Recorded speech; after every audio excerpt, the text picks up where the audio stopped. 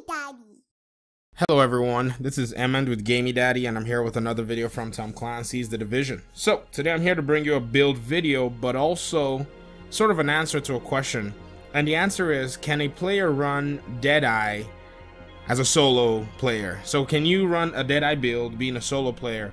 And I found out the answer is yes. And so, I'll tell you why. So I decided to go on this whole thing where I'm picking up all my underperforming, so-called underperforming, classified gear sets, and I'm trying to see what I can make of them. So I put together this Deadeye build because from watching videos on Deadeye on all over the internet, Division videos, what I care most about is what the community is actually saying. So I've been reading comments, and that's one of the best things that you can do if you actually run in this community. Just read the comments. Some of them are crazy, some of them are funny, but a lot of people, and there's a large consensus that are saying that Deadeye being run a certain way is actually pretty good. So what I did was I tried it out. I went into the DZ and I ran with this build for a little bit. If you want gameplay, I have gameplay video for you. Just say in the comments and I'll probably upload that. It's not difficult to do. And so yes, running around, taking down NPCs, not really a big deal. You just have a good working knowledge of the game. You know where they are, and that's nice. Now a build like this is designed for manhunts. Like, you're moving in the dark zone and you're a solo player, and so you're not going around looking for trouble for a build like this, but instead you're going around looking for a scenario where you don't really want to get your hands kind of dirty. So like if you have Striker, you have Nomad, and you want to take down rogues, you run into the situation and you do your thing, right? But a build like this, you're doing what you're doing from distance and you're trying not to get recognized, or you're trying not to even make your presence known. It's more like a ninja build, and I really like the fact that you can play like that. Now this build is going to challenge your playstyle, so don't expect what you usually get from your other DPS builds using an assault rifle or an SMG. So I'm gonna give you guys a little bit of background. The build, I've tested the build. I tested it on somebody that had pretty much 600,000 toughness for their build, and it took them down in about 8 bullets. So I'm gonna show you, believe it or not, you can run a build that is good for solo and you can do good damage as well. So Deadeye classified the way the internet says to do it, but my own spin to run it solo. Okie dokie, look at my stats. I have 7,000 firearms, 5,000 stamina, and no electronics anyways. But this build is not fully optimized. If you look at my pieces, the armor rolls are pretty low. Once I get my armor rolls up, I'm gonna be around 500,000 toughness easily, I think. Because there's so much to still get rolled here. But I know a lot of you are probably looking at this build like, is 7,600 firearms gonna do enough damage? The answer is yes. While testing this build out, I recruited the help of someone who actually volunteered. It was a nice, very nice story. Really great people in this community, and I love it. I went in on, to the base of ops and I requested help. I said, hey, I want to test out this build on someone. Anyone have a tanky build? And he said, yeah. So we went to the DZ and I lit him up 7 times, or I think 8 times or so. And to my surprise, he dropped. And honestly, I don't even have deadly on this marksman rifle, and this is the marksman rifle that I used.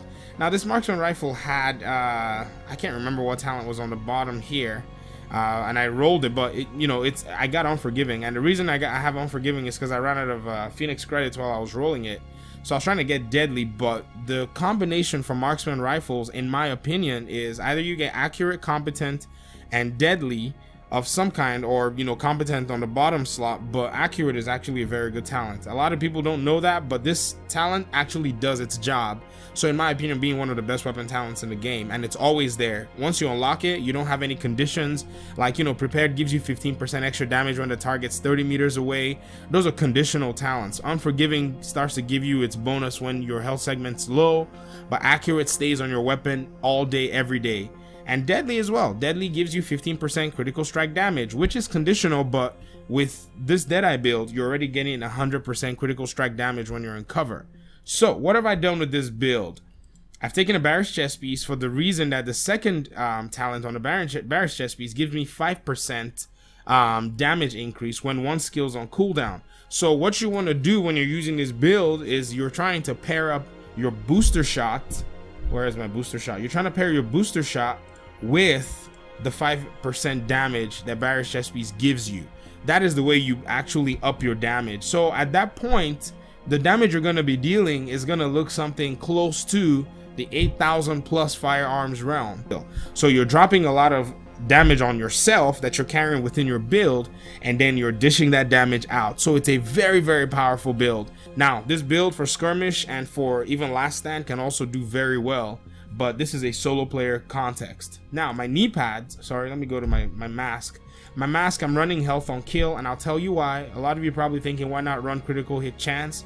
Well, the reason I'm running health on kill is because I'm gonna pair that with health on kill on some other parts of my gear. Now, critical hit chance is only gonna work for my secondary, well, here it's my primary weapon, but this is for my secondary weapon here because that weapon is supposed to deal damage when, you know, players run up on me or NPCs are getting close. Because believe it or not, the AI in this game, once they know you're a marksman rifle build, they'll start to draw close. It's quite strange. If you're using striker, they'll run away. If you're using a damage dealing build, they'll run away. If you pop your alt, they'll run away. They're so brilliantly designed that you'll see the difference when you start shooting NPCs with your marksman rifle. So it's really nice. If you want to clean out a supply drop, you could just run to the corner and just melt them and just take them all out and then go there and just claim your supply drop. You don't have to go into the middle of all the damage and all of that crazy stuff. My knee pads, I have health because I really want the toughness.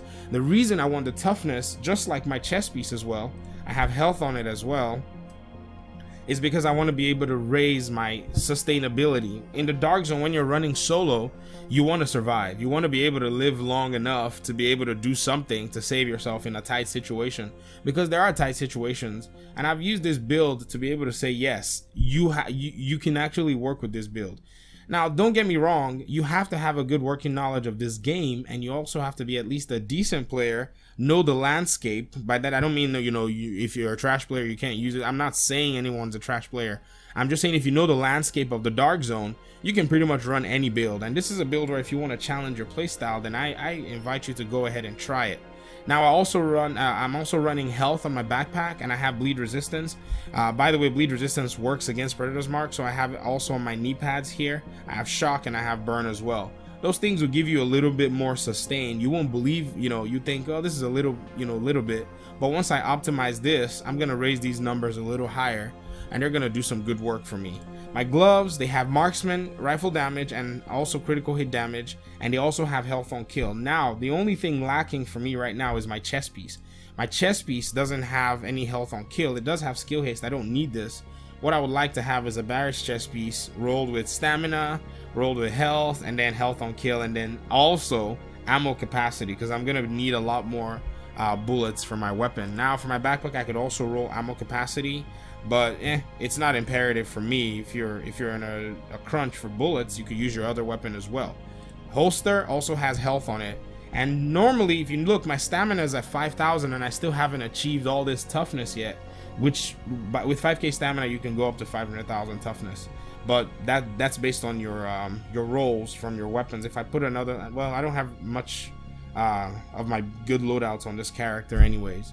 So, what of the mods that I'm running? The mods I'm running are health mods. The reason is because the more health you're putting on your character, the more your health regeneration is. A lot of people don't talk about health regen, but health regen is a very big deal. Because even though I may be running booster shot and people say, well, booster shot's not going to give you a lot of heal. Well, you're right, but my job is to deal damage as a marksman rifle build. Now, if you want to run it with a support station, go ahead. But I'm telling you for sure, the way you want to run this build is you want to run this build as stealthily as possible. A support station or any skill that you deploy will give away your location easily. So what you want to do is you want to run with as little, I don't know, you want to be low maintenance as possible. I mean, it's a dark zone. If you die, you die, okay? If you feel like the support station is better for you, then by all means go for the support station. I also go for the concealed pulse. It's called the recon pulse. Sorry, scrambler, my bad. And this is gonna hide you a lot. So your job is you just want to be, you know, you want to be incognito. For a sniper anyways, that's kind of the tradition of a marksman anyways. Also, my talents on this build, I'm running tactical advance. You have to run that, dude.